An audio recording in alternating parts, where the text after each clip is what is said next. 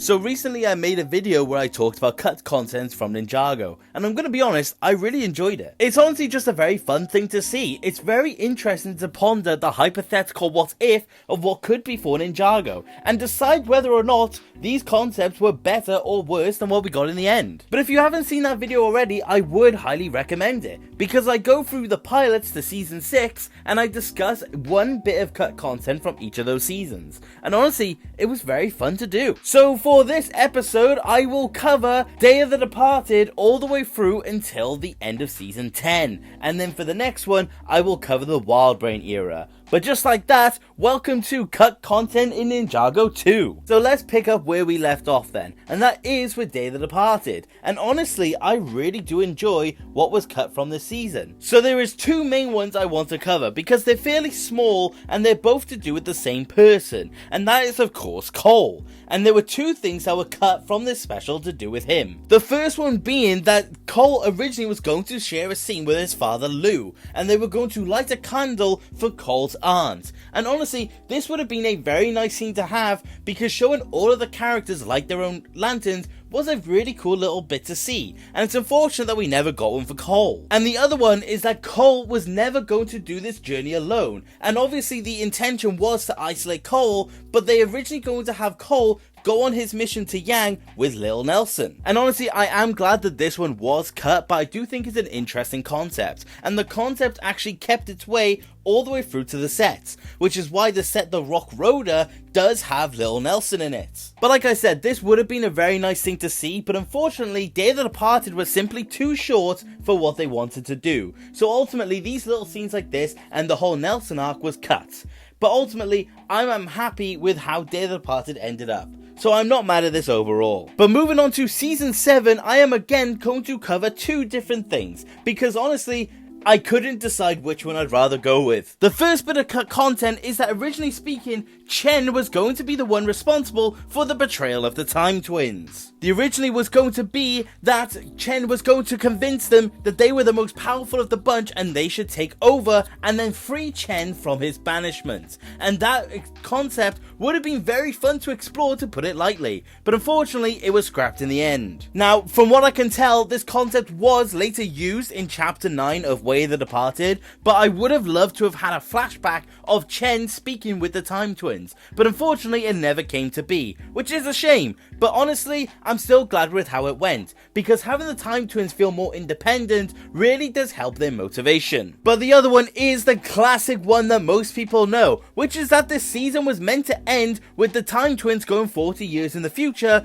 to be greeted by the older ninja in their future outfits. And this scene is a very fun one, to put it lightly. And honestly, if you want a video where I go over everything for that original ending, let me know. But as a brief way of putting it, the Time Twins thought they could go in the future and be safe from the ninja, but they were waiting for them 40 years later, and they eventually captured the Time Twins. And honestly, it would have been a fantastic ending, but I do think we got the better ending overall, because it set up season 8 very nicely.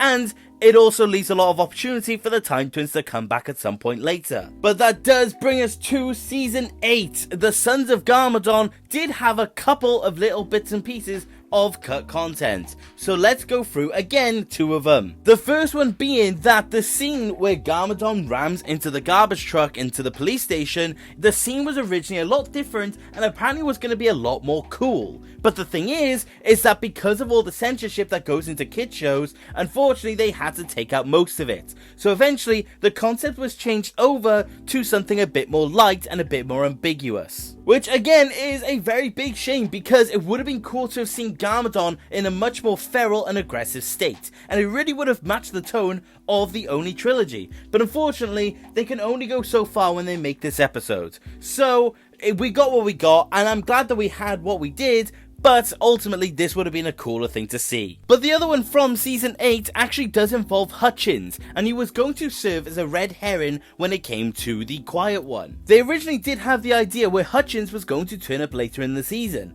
and the idea was going to be that he was going to turn up and the ninja were going to conclude that he was in fact the Quiet One, but ultimately it was going to be revealed as Harumi, and Hutchins would have become an ally.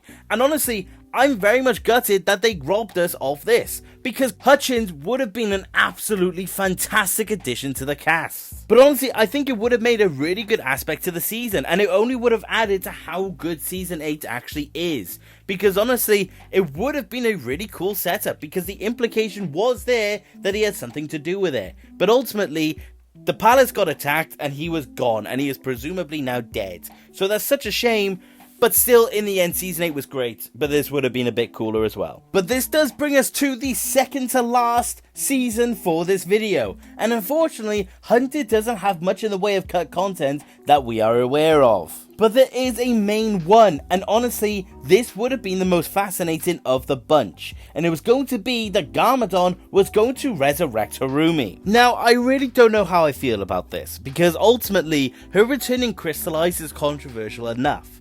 But honestly, it is something I see Garmadon doing, especially in the state that he was in after Harumi died. Because let's face it, Garmadon was furious at Harumi's death, and he was really not happy with Lloyd at that point. So it really is something I could have seen Garmadon doing at the time. The only problem obviously being that in the few scenes before Harumi's death, we did see the destruction of 2 of the Oni masks. So it does call into question how Garmadon would have done it. Would it have been something to do with his powers? Would it have been something to do with the final Oni mask? Who knows? But it was the original plan to have Garmadon do it. So I wonder how it would have happened. But ultimately, does it mean should it have happened?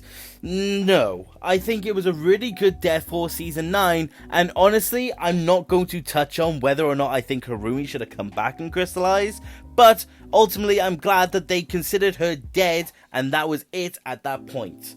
But ultimately she does come back, so who knows? But to end things off, it does bring us to Season 10, and this is potentially one of my favourite pieces of cut content that I wish we did get in the end. Originally speaking, the episode endings was going to end with Garmadon flying away on Firstborn with the golden weapons of Spinjitzu, and the intention was for him to create a realm like his father did before. And honestly speaking, I really wish this would have happened. I think it would have been a very cool way to have Garmadon, and also just a cool way in general for the golden weapons, and just for an ending for the show in general. I think it would have been really cool to have seen what a Garmadon created realm would have looked like. But ultimately it was cut because I do think they had other ideas for Garmadon and they wanted to further explore his character, because he was on a very interesting path at this point that we weren't fully aware of until crystallized. So I do think they wanted to leave that door open so they could explore it later down the line. But I am ultimately happy with how March of the Oni ended,